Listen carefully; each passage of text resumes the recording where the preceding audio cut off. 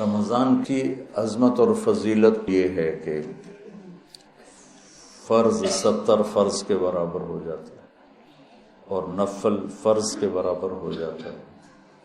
اللہ جہنم کے دروازوں کو بند کر دیتا ہے، جنت کے دروازوں کو کھول دیتا ہے، عرش اس کا پہلے آسمان پہ آ جاتا ہے، شیطان سارے قید ہو جاتے ہیں، ساری کائنات، سمندر کی مچھلیاں اور زمین کی چیونٹیاں روزہ رکھنے والوں کے لیے دعا کرتی ہیں، جنت کو روزانہ روزے والوں کے لیے سجایا جاتا ہے اور اللہ اسے کہتا ہے میرے بندے آ رہے ہیں تجھ میں ہمیشہ رہنے کے لیے۔ اللہ کی طرف سے 24 گھنٹے ایک اعلان ہوتا رہتا ہے، کوئی بخشش مانگنے والا، کوئی توبہ کرنے والا، کوئی معافی مانگنے والا، کوئی بھی سائل جو بھی مانگے، ایک فرشتہ اعلان کرتا ہے نیکی کرنے والے آگے بڑھ تجھے بشارت ہو، دوسرا فرشتہ اعلان کرتا ہے برائی کرنے والے بس کر اور واپس ہو۔ تو میرے نبی کا فرمان ہے کہ اگر لوگوں کو رمضان کی قیمت کا اندازہ ہو جائے تو یہ تمنا کرتے کہ سارا سال ہی رمضان ہو، رمضان میں جو مر جائے اس کی بخشش ہو جاتی، اس کا حساب نہیں ہوتا نا۔ تو کسی نے مجھ سے پوچھا بعد میں ہوتا ہے؟ میں نے کہا اللہ تعالیٰ کوئی ہماری طرح، اللہ تو رحیم و کریم ہے، ایک دفعہ چھوڑ دیا تو چھوڑ دیا، یہ تھوڑا ہونا آ جاؤ بھائی ضمانت کینسل ہو گئی ہے دوبارہ پا دے، یہ تو دنیا کے دستور، جب اس نے ایک دفعہ کہا چاو۔ تو یہ بہت مبارک مہینہ ہے۔ پہلی تیاری کیا ہے کہ آج تک ہم سے جتنی خطائیں ہوئیں، کوئی زبان کی، کوئی آنکھوں کی، کوئی کانوں کی، کوئی معاملات کی، کوئی معاشرت کی، اس سب سے ہم آج پہلی رات ہے توبہ کر۔ آپ تو تھوڑے سے بیٹھے ہو، یہاں لاکھوں لوگ جڑے ہوئے ہیں۔ دو بڑی مصیبتیں ہیں، ایک غیبت، ایک حسد۔ تو ہم جتنے لوگ میری بات سن رہے ہیں، ہم اپنے رمضان کی ابتدا کریں توبہ کریں، ٹھیک ہے نا؟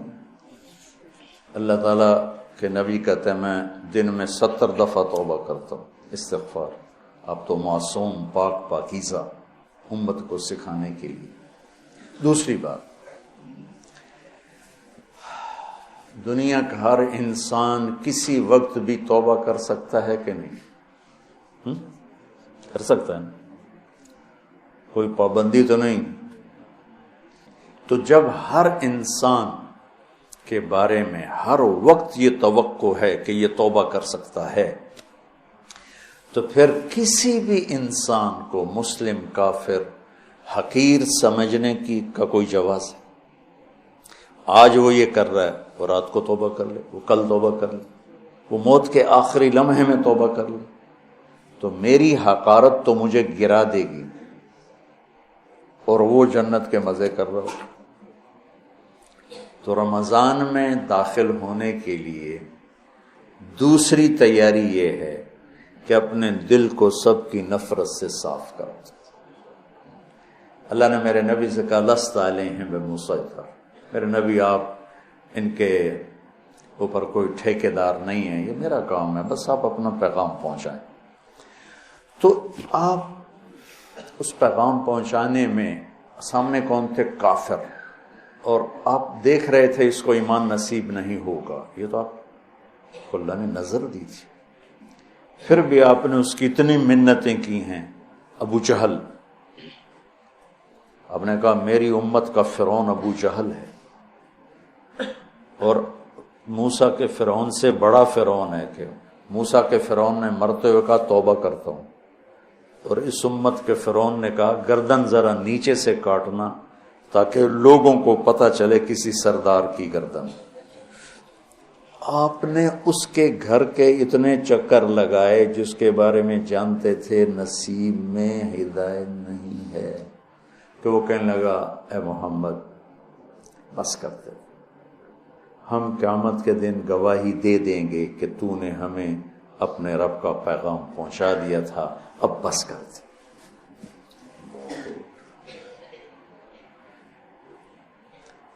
اب دیکھتے نہیں جو مریض لا علاج ہوتا ہے ڈاکٹر کہتے ہیں جب لے جائے، اس کا کوئی علاج نہیں، اس کو ہاسپٹل سے فارغ کر دیتے ہیں، گھر لے جائیں کوئی علاج نہیں، اور میرے نبی دیکھ رہے ہیں اس کا کوئی علاج نہیں، پھر بھی اب اس کی محنت کرتے جا رہے ہیں کرتے جا رہے ہیں کرتے جا رہے ہیں۔ کاش ہم تھوڑا سیرت کو بھی پڑھتے۔ پھر مجھے خواجہ صاحب یاد آ جاتے ہیں، سکھری تروش منصوری نو ٹھپ رکھ کنز کدوری نو، ہادی نہ سمجھ ہدایہ کافی نہ سمجھ کفایا، کفایا کافیہ وزن شعر کی وجہ سے، ہادی نہ سمجھ ہدایہ کافی نہ سمجھ کفایا، کر پرز شرع وقایا ایو دل قرآن کتاب۔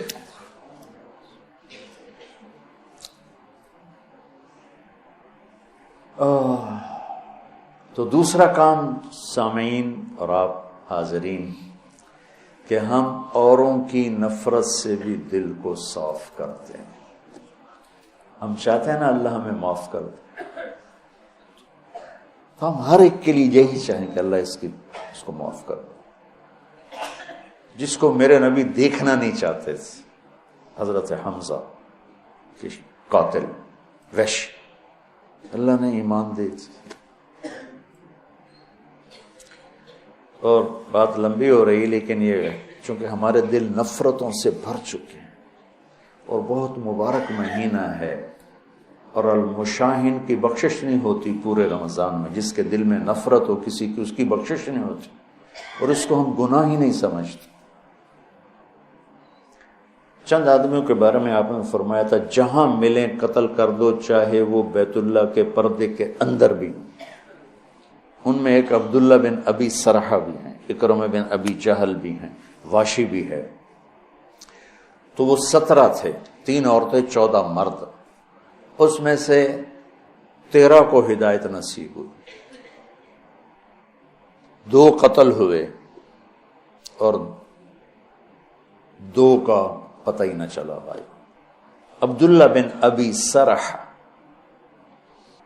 یہ حضرت عثمان کے خالہ زاد تھے، تو وہ ان کو سفارشی بنائے۔ اب وہ اندر سے طائب ہو چکے ہیں، نظام اللہ کے ہاتھ میں ہے۔ آپ تشریف لاتے ہیں، یا رسول اللہ یہ عبداللہ آیا ہے، توبہ کرتا ہے، آپ اس سے بیعت لے لیں، کلمہ پڑھا لیں، تو آپ اس سے سر چکائے بیٹھے رہے۔ پھر انہوں نے کہا یا رسول اللہ یہ عبداللہ آیا ہے، توبہ کرتا ہے، آپ اس کو کلمہ پڑھا لیں۔ پھر کہا یا رسول اللہ یہ عبداللہ آیا ہے، توبہ کرتا ہے، آپ اسے کلمہ پڑھا دیں۔ تو آپ نے اس کو کلمہ پڑھایا اور بیعت لے کر فرمایا الیس منکم رجل رشید یضرب عنقہ، تم میں کوئی سمجھدار نہیں بیٹھا تھا جو اس کی گردن اڑا دیتا؟ تم دیکھ نہیں رہے تھے کہ میں اس کا ہاتھ اپنے ہاتھ میں نہیں لے رہا تھا، تو تم سمجھے کیوں نہ، اس کی گردن کیوں نہ اڑائے؟ کہ یا رسول اللہ ہمیں پتہ نہیں چلا، آپ ہمیں اشارہ کر دیتے۔ تو آپ نے فرمایا نبی خیانت نہیں کرتا ہے، نبی میں خیانت نہیں ہوتی کہ میں ادھر ہاتھ بڑھاؤں ادھر تمہیں اشارہ، یہ نبی کی شان سے پاک ہے۔ میں قربان جاؤں اس کی رحمت پر۔ اور موت کیسے آئی؟ کہ مصر کے گورنر بنائے گئے حضرت عمر کے زمانے میں، حضرت عثمان کے زمانے میں، فجر کی نماز پڑھا رہے تھے، نماز کے بعد ایک طرف سلام پھر السلام علیکم ورحمۃ اللہ، اور دوسری طرف پھیرنے سے پہلے ہی گر کے انتقال ہو گیا۔ انہوں نے کہا تو صحابی ہونا ہی کافی تھا، لیکن اگر موت کیسے؟ تو جب اللہ فیصلہ فرماتا ہے تو اللہ کے نبی 3 دفعہ رکے رہے، پھر آپ نے بیعت لی۔ تو تو لہٰذا میرے عزیزو سامعین حاضرین، سب سے دل صاف کر دو، سب سے نیت کرتے ہو میری، جو تم میرے بچے بیٹھے ہو، میں اب اس عمر میں تم سے کیا فخر کروں گا، میرے سر کے درد کا ایک سبب یہ بھی ہے کہ میں سارا دن اس بدبخت سے لڑتا ہوں. کبھی ادھر سے کمی آتی ہے، یہ نہیں کہ کمی آئے گی نہیں، کبھی ادھر سے نفرت آتی، ادھر سے کمی آتی، اور میں جھاڑو لے کے اسے صاف کرتا رہتا ہوں. یا اللہ میرے دل میں کسی کی نفرت نہیں. سوتے ہوئے میں کہتا ہوں یا اللہ میرے دل میں کسی کا بغض نہیں. میں نے اپنے دل کو سب سے صاف کیا، صاف کیا، صاف کیا. آپ کو پتہ جب آدمی مشہور ہوتا ہے تو محبت کرنے والوں کے ساتھ تیر انداز بھی آ جاتے ہیں. وَنَصَبْنَنِي غَرَضَ الرُّمَاةِ تُصِيبُنِي مَحْنٌ أَشَدُّ عَلَى السُّيُوفِ مَضَارِبًا، کہ مجھے ایسے تیر مارے زمانے نے کہ میرے جگر کے پار ہو کے ٹکڑے ٹکڑے کر دی. متنبی. جامعۃ الحسنین، تعلیم سے دنیا میں مثبت تبدیلی.